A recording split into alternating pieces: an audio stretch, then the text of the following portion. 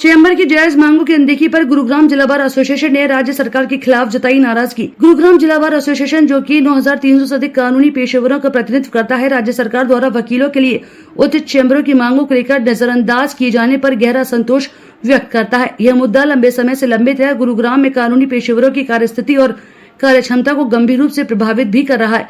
सरकार को बार बार दिए गए ज्ञापन और अनुरोधों के बावजूद हमारी जायज मांगों को पूरा करने के लिए कोई ठोस कदम नहीं उठाया जा रहा, लेकिन सरकार की उदासीनता ने हमें अपना रुख पर पुनर्विचार करने पर मजबूर कर दिया। मौजूदा प्रधान और उनकी टीम ने चैम्बर के लिए जमीन बाबत फाइल तैयार करके पूर्व मुख्यमंत्री मनोहर लाल से कई बार मुलाकात की और उन्होंने चैम्बर के लिए जमीन आवंटित करने का आश्वासन दिया था, लेकिन वो बदल गए और तब से वे फाइल सीएम ऑफिस की धूल खा रही है। इसलिए गुरुग्राम जिला बार एसोसिएशन ने राज्य सरकार को 1 सप्ताह का अल्टीमेटम देने का निर्णय लिया। हमें अपने अधिकारों के लिए हड़ताल सहित कई कड़े कदम उठाने के लिए बाध्य होना पड़ेगा। बार एसोसिएशन के वकीलों ने सर्वसम्मति से फैसला लिया है कि यदि उनकी मांगों पर सरकार ने गौर नहीं फरमाया तो अब हम मिलकर रेलवे रोड गुड़गांव को रोककर धरना भी देंगे। हमारा संगठन न्याय और निष्पक्षता के सिद्धांतों के प्रति प्रतिबद्ध है, लेकिन जब हमारी जायज मांगों को नजरअंदाज किया जा रहा है तब हम मौन नहीं रह सकते। हम राज्य सरकार से आग्रह करते हैं कि हमारे मुद्दों को हल करे ताकि कानूनी प्रणाली के संचालन में किसी भी प्रकार की बाधा न आए, जो कि न्याय और जनता के हित में है। 1 करोड़ लोगों की पैरवी करते हैं और वकील केवल पैसे के लिए काम नहीं करता है।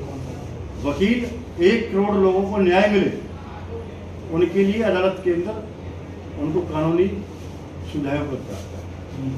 तो हम और जो वो 1 करोड़ लोग हैं वो कौन है?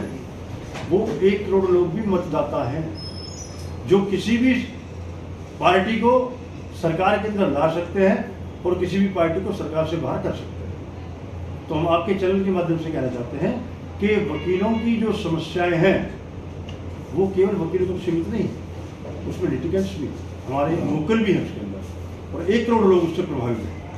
तो सरकार ये समझ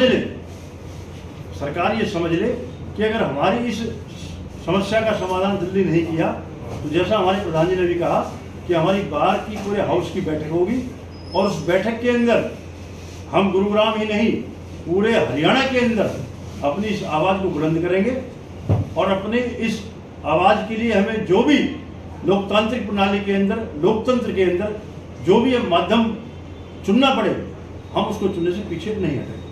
मैं इसको लापरवाही शब्द से तो नहीं जोड़ूंगा, बट हाँ कहीं ना कहीं कुछ ना कुछ तो ढील रही है जिसकी वजह से ये मुद्दा इतना कारगर साबित नहीं हो पाया, हमारे को हक में फैसला नहीं हो पाए। 13 साल की लड़ाई को मैं शॉर्ट में करूंगा क्योंकि पहले कई बार प्रपोजल्स आए, वो बदलाव हो गए, तो हम उसको पिछले प्रपोजल्स में ना अटके रह जाएं। तो जो अब जनवरी से हमने जब इस मुहिम को दोबारा छेड़ा था, फरवरी में जो प्रॉपर हमारे को लैंड एलोकेट करके दी थी, वो जब सब हमें है तो हमें उम्मीद है कि वहाँ वो फाइल जो हमने मेहनत करके जब टेबल तक पहुँचाई है तो हो सकता है कि अब वो हम अगर अपनी आवाज़ को बुलंद करें तो सरकार हमारी आवाज़ को सुने और 7 दिन में उस पर फैसला ले। प्रधान जी, अगर 7 दिन बाद फैसला नहीं होता है तो क्या अगला कदम होगा? हमने जैसा कि चुनावों का समय जैसे अभी है तो क्या चुनावों का बहिष्कार भी किया जाएगा आपके पास? जैसा कि आज आपने देखा कि ये जो मुद्दा है वो सिर्फ एक आदमी का नहीं है या एक सरकार का या मौजूदा सरकार का नहीं है, ये मुद्दा पूरी बार का है। और इसलिए आपने ध्यान दिया हो तो पिछले 10 से 12 बार के जो प्रधान थे वो सब सारे साथ हाथ जुड़े हुए थे। ये मुद्दा बहुत जटिल मुद्दा है।